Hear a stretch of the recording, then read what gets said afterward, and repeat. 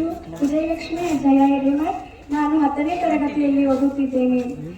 ವೇದಿಕೆ ಮೇಲೆ ಆಸೀನರಾಗಿರುವ ಗೌರವಾನ್ವಿತ ಶಿಕ್ಷಕರೇ, ಅಧ್ಯಕ್ಷರೇ ಹಾಗೂ ನನ್ನ ಪ್ರೀತಿಯ ಸಹೋದರ ಸಹೋದರಿಯರೇ, 80ನೇ ಸ್ವಾತಂತ್ರ್ಯೋತ್ಸವ ದಿನಾಚರಣೆಯ ಶುಭಾಶಯಗಳು.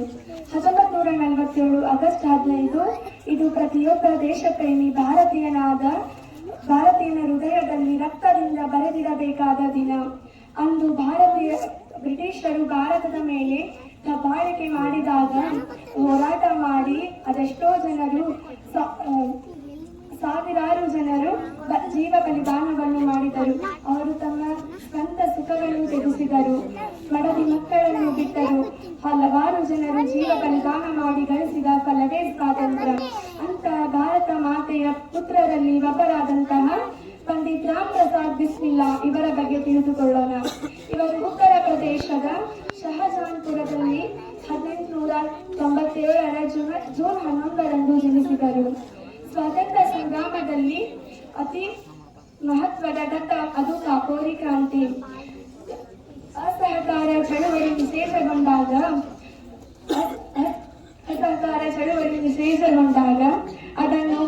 ಅದಕ್ಕೆ ಮರು ಜೀವ ತುಂಬಲು ಅದಷ್ಟು ಜನರು ಹೋರಾಟ ಮಾಡಿದರು.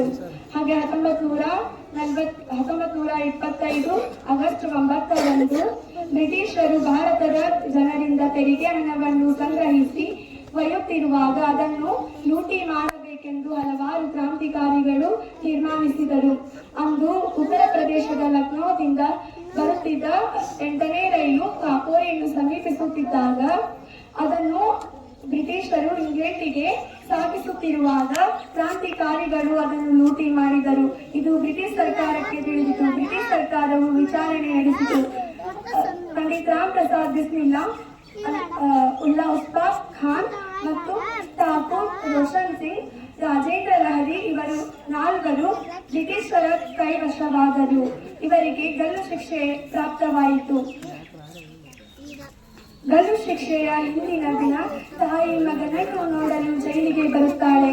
ಆಗ ತಾಯಿಯನ್ನು ನೋಡಿ ಮಗನು ಧಾರಾಕಾರವಾಗಿ ಕಣ್ಣಲ್ಲಿ ನೀರು ಸುರಿಸಿದ್ದನ್ನು ನೋಡಿ ತಾಯಿಯವನಿಗೆ ಹೇಳುತ್ತಾಳೆ, ನಾಚಿಕೆ ಆಗುತ್ತೆ ಕಣೋ ನಿನ್ನ ನೋಡಿ. ಸೂರ್ಯ ಮುಳುಗದ ಬ್ರಿಟಿಷ್ ಸಾಮ್ರಾಜ್ಯದ ವಿರುದ್ಧ ಎದೆ ಎತ್ತಿ ನಿಂತ ನನ್ನ ಮಗ ಎಂದು ನಮ್ಮ ಕೇರಿಗೆಲ್ಲ ನಿಮಗ್ಯಾರಿಗೂ ಇಂಥ ಮಗನನ್ನು ಪಡೆಯುವ ಭಾಗ್ಯವಿಲ್ಲವೆಂದು ಕೇರಿಗೆಲ್ಲ ಪೇಡ ಹಂಚಿಕೊಂಡು ಬಂದೆ. ಆದರೆ ನೀನು ನೋಡಿದ್ರೆ ಹೀಗೆ ಅಳ್ತಾ ಇದೀಯಾ? ಹೀಗೆ ಅಳೋದೇ ಆಗಿದ್ರೆ, ಹೆದರೋದೇ ಆಗಿದ್ರೆ ನೀನ್ಯಾಕಪ್ಪ ಬ್ರಿಟಿಷರ ವಿರುದ್ಧ ಹೋರಾಟ ಮಾಡಬೇಕಿತ್ತು? ಕೂಲಿ ಕೆಲಸನ ಮಾಡಿಕೊಂಡು ಇರಬೇಕಿತ್ತು. ಹುಟ್ಟಿದ ದಿನವೇ ನನ್ನ ಮಗ ಸತ್ತು ಹೋದ ಎಂದು ತಿಳಿದುಕೊಂಡು ಇರುತ್ತಿದ್ದೆ ಎಂದು ತಾಯಿ ಮಗನಿಗೆ ಬೈಯುತ್ತಾಳೆ. ಆಗ ಮಗನು, ಚೇಚೆ ಅಮ್ಮ, ಹೀಗೇಕೆ ಹೇಳುತ್ತೀಯಾ? ಇದು ಹೆದರಿಕೆಯಿಂದ ಬರುತ್ತಿರುವ ಕಣ್ಣೀರು ಅಲ್ಲ, ಇದು ನೋವಿನಿಂದ ಬರುತ್ತಿರುವ ಕಣ್ಣೀರು. ಏಕೆಂದರೆ ಭಾರತೀಯರಲ್ಲಿ ಎಲ್ಲಾ ತಾಯಂದಿರು ನಿನ್ನಂತೆ ಇರಬೇಕಿತ್ತು. ನಿನ್ನಂತ ತಾಯಂದಿರು ಇದ್ದಿದ್ದರೆ ನನ್ನಂತ ಮಕ್ಕಳೇ ಹುಟ್ಟುತ್ತಿದ್ದರು. ನನ್ನಂತ ಮಕ್ಕಳು ಬ್ರಿಟಿಷರನ್ನು ಭಾರತದ ಒಳಗಡೆನೇ ಬರಲು ಬಿಡುತ್ತಿರಲಿಲ್ಲ. ಅದನ್ನು ನೆನೆಸಿಕೊಂಡಾಗ ತುಂಬಾ ನೋವಾಗುತ್ತೆ ಅಮ್ಮ ಎಂದು ತನ್ನ ಕಣ್ಣೀರಿನಿಂದಲೇ ತಾಯಿಯ ಪಾದವನ್ನು ಗಳೆಯುತ್ತಾನೆ. ಆಗ ತಾಯಿ ಹೇಳುತ್ತಾರೆ, ಮಗನೇ, ನಾನು ಸಾಯಲಿಕ್ಕೆ ಹೊರಟಿರುವ ನನ್ನ ಮಗನನ್ನು ನೋಡಲಿಕ್ಕೆ ಬಂದಿಲ್ಲ, ಹುತಾತ್ಮನಾಗಲಿಕ್ಕೆ ಹೊರಟಿರುವ ಮಹಾತ್ಮನನ್ನು ನೋಡಲಿಕ್ಕೆ ಬಂದಿದ್ದೇನೆ ಎಂದು ತಾಯಿ ಮಗನಿಗೆ ಹೇಳಿ ಹೊರಟು ಹೋಗುತ್ತಾಳೆ. 1927 ಡಿಸೆಂಬರ್ 19ರಂದು ಆ 4ರನ್ನು ಗಲ್ಲಿಗೇರಿಸಲು ಕೊಂಡೊಯ್ಯುತ್ತಾರೆ.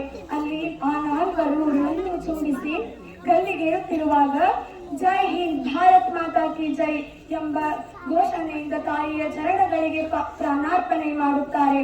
ನನ್ನ ತಾಯ್ನಾಡು ಸ್ವತಂತ್ರವಾಗುವವರೆಗೂ ಇದೇ ತಾಯಿಯ ಚರಣ ಉದರದಲ್ಲಿ ಮತ್ತೆ ಮತ್ತೆ ಹುಟ್ಟಬೇಕು. ಇದೇ ಧ್ಯೇಯಕ್ಕಾಗಿ ಪ್ರಾಣ ಬಲಿದಾನ ಮಾಡುವಂತೆ ಆಗಬೇಕು.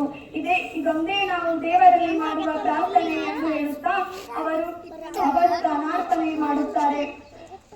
ಪಂಡಿತ್ ರಾಮ್ ಪ್ರಸಾದ್ ಬಿಸ್ಮಿಲ್ಲಾ, ಅಶ್ಫಾಕ್ ಉಲ್ಲಾ ಖಾನ್, ಠಾಕೂರ್ ರೋಷನ್ ಸಿಂಗ್, ರಾಜೇಂದ್ರ ಲಹರಿ ಈ 4ವರಿಗೂ ನನ್ನ ಅನಂತ ನಮಸ್ಕಾರಗಳನ್ನು ತಿಳಿಸುತ್ತಾ ನನ್ನ ಭಾಷಣವನ್ನು ಮುಗಿಸುತ್ತೇನೆ. ಜೈ ಹಿಂದ್, ಧನ್ಯವಾದಗಳು.